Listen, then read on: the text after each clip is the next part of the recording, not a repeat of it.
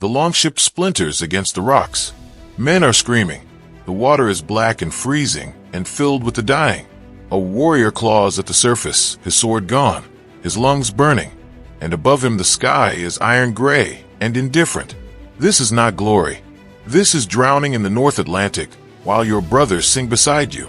This is the end of something that lasted 300 years. But you don't know that yet. None of them do. The Vikings didn't vanish in a single storm. They didn't lose one final battle that broke them forever. They disappeared slowly, violently, across generations, and the men who felt it happening couldn't name what they were losing. They only knew that the old ways were failing, that the raids weren't working anymore, that their sons were speaking different languages, and their gods were being replaced by a wooden cross. This is the story of how the most feared warriors in medieval Europe became nothing, not legend, not myth, nothing. And it begins long before that shipwreck. It begins in the 790s, when the first Viking longships appeared off the coast of England like predators, testing the shoreline. The monastery at Lindisfarne burned. Monks died clutching their manuscripts. Gold disappeared into dragon-prowed ships that melted back into the fog. And for 3 centuries after that, the pattern repeated. Coastal villages learned to watch the horizon.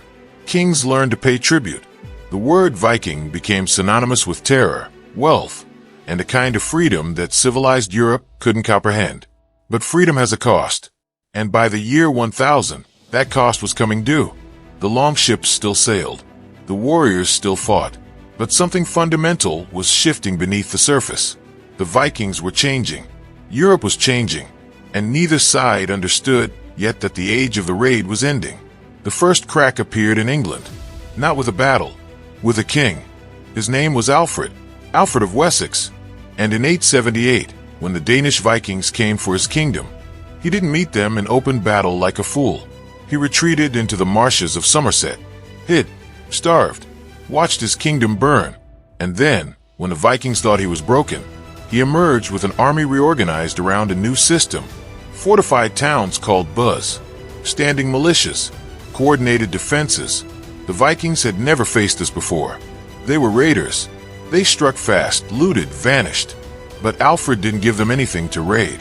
He locked England down behind walls and discipline, and a kind of bureaucratic ruthlessness that turned every Viking advantage into a liability. The Danes could still win battles, but they couldn't hold ground, couldn't occupy, couldn't translate violence into permanence. And Alfred's son and grandsons continued the work. Slowly, methodically. By 954, the last Viking kingdom in England, the Kingdom of York, had fallen. Not in some apocalyptic final battle, just absorbed. The Jarls became earls. The warriors became landowners. Their sons married English women and stopped learning Old Norse. The Viking settlers in England were disappearing into the country they'd once terrorized. But that wasn't the end, because while England was closing, other doors were still open. Normandy welcomed Viking settlers and gave them land in exchange for defending the French coast. The Rus Vikings were building trade routes deep into the heart of the Byzantine Empire. And in Scandinavia itself, the kingdoms of Denmark, Norway, and Sweden were consolidating, building churches, minting coins, writing laws. They were becoming kingdoms. And kingdoms don't need raiders. Here's what no one tells you about the Viking Age. The raids weren't sustainable. They worked when Europe was fractured and defenseless, when monasteries sat unguarded on coastlines, when local lords couldn't coordinate responses. But by the year 1000, that Europe was gone. Castle walls were thicker, armies were larger, kings were richer and better organized. And the Vikings hadn't changed. They were still showing up in longships with 100 men expecting to overwhelm villages.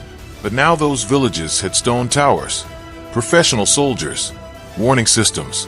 The risk-reward ratio had inverted. Raiding was becoming suicide. So they adapted, or tried to. Some became merchants. Trade replaced plunder. The same longships that once carried axes and terror now carried furs, timber, amber slaves. The Viking trade network stretched from Dublin to Baghdad. They were making money, real money. But trade requires stability, treaties, agreements. You can't build a merchant empire while also burning your customers' villages. The transformation was uncomfortable, violent even, because the men who'd grown rich on raids didn't want to become shopkeepers. They wanted glory, battle, the old ways. But their sons were baptized Christians who spoke French or English or Slavic and looked at their father's stories with something like embarrassment. The cultural identity was fragmenting. And then came 1066, the year history loves, the year everything changed. 2 Viking armies invaded England that year. The first was led by Harald Hardrada, the King of Norway, a man who'd spent his youth fighting across the Mediterranean as a Varangian guard, a true Viking in the old mold. Massive, brutal, legendary. He landed in northern England with 300 ships and thousands of warriors, expecting to carve out a kingdom like his ancestors had done. He met the English king, Harald Godwin's son, at Stamford Bridge on September 25th. The battle was savage. The Vikings formed a shield wall on the bridge itself, and one man, one single Norwegian warrior, held the entire English army at bay. He killed 40 men before someone floated beneath the bridge in a barrel and speared him from below. That's not legend. That's recorded history. But after that man fell, the English poured through. The battle turned into a slaughter. Harald Hardrada died with an arrow in his throat. His army was destroyed. Of the 300 ships that arrived, only 24 were needed to carry the survivors home. It was the last great Viking invasion of England. But Harald Godwin's son didn't have time to celebrate. 3 days after Stamford Bridge, news arrived. William of Normandy had landed on the southern coast with another army. And William was complicated. His great-great-great-grandfather had been a Viking, a Dane named Rollo who'd been given Normandy a century and a half earlier. But William didn't call himself a Viking. He was a Norman, a French-speaking Christian duke with knights and castles, and a papal banner blessing his claim to England. Harold marched his exhausted army south. They met at Hastings on October 14th, and Harold died with an arrow in his eye. William became king. The Normans became the ruling class of England. And the Viking Age didn't end with a bang. It ended with a question. Were the Normans Vikings? Or were they something new? They had Viking blood, Viking tactics, Viking ruthlessness, but they spoke French, followed the Pope, built stone castles instead of wooden halls. The culture had evolved beyond recognition, and back in Scandinavia, the same transformation was accelerating. Norway and Denmark and Sweden were no longer loose confederations of warlords. They were kingdoms with kings who wanted legitimacy, who wanted recognition from the Pope, who wanted to be seen as civilized. Christianity was the price of that legitimacy. And Christianity hated everything the Vikings represented. The old gods, the blood sacrifices, the casual brutality, the entire worldview of a warrior culture that believed dying in battle earned you a seat in Valhalla. The church called that paganism, barbarism, sin.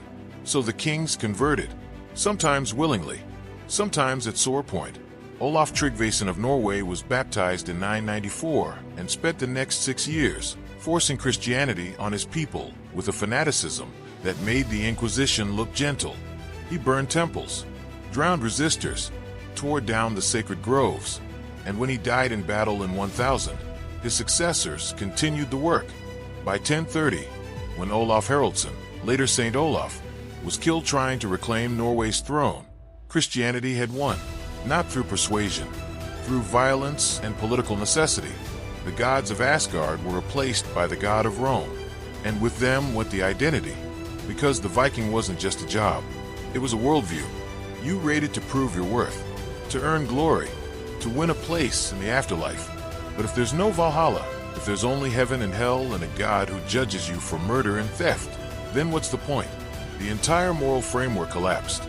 The young men of the 11th century were being told that their grandfathers' greatest achievements were sins.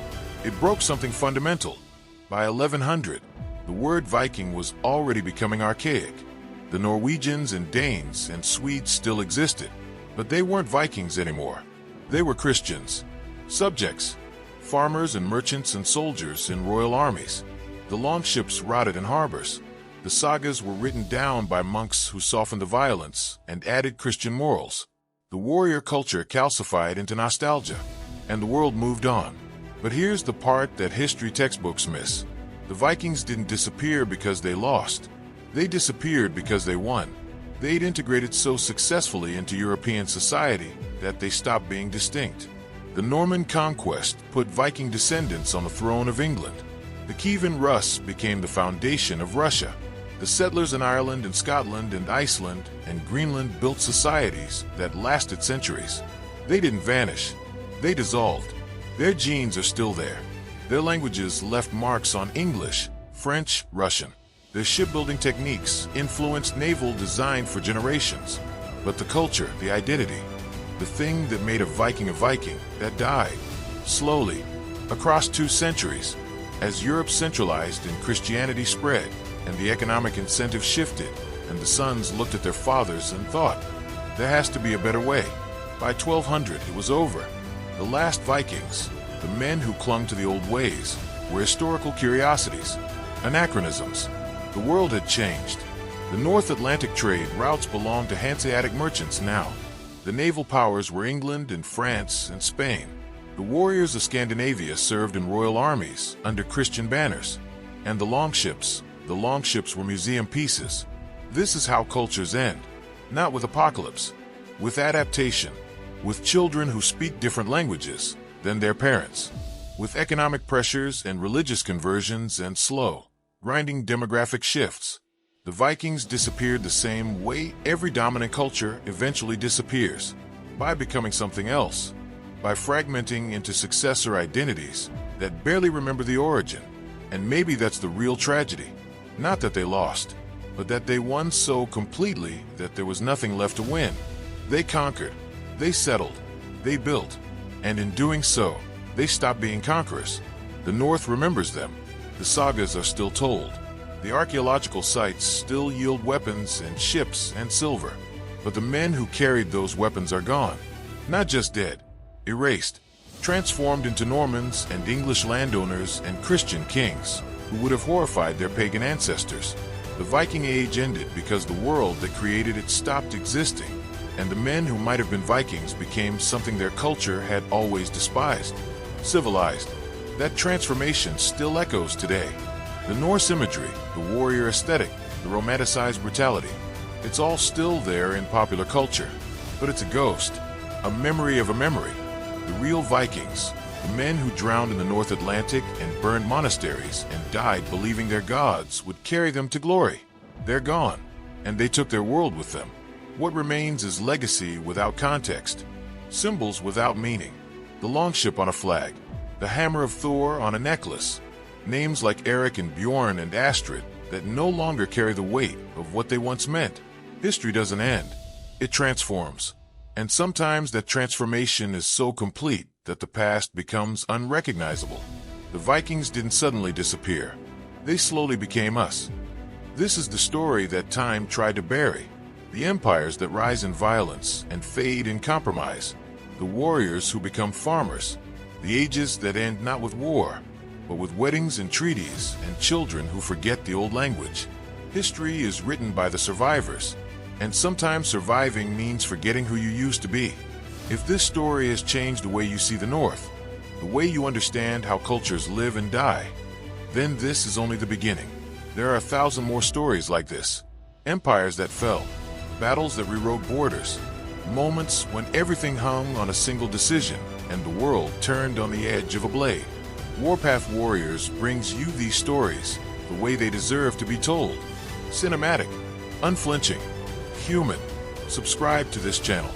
Click the bell, because the next chapter is already waiting, and some stories demand to be witnessed.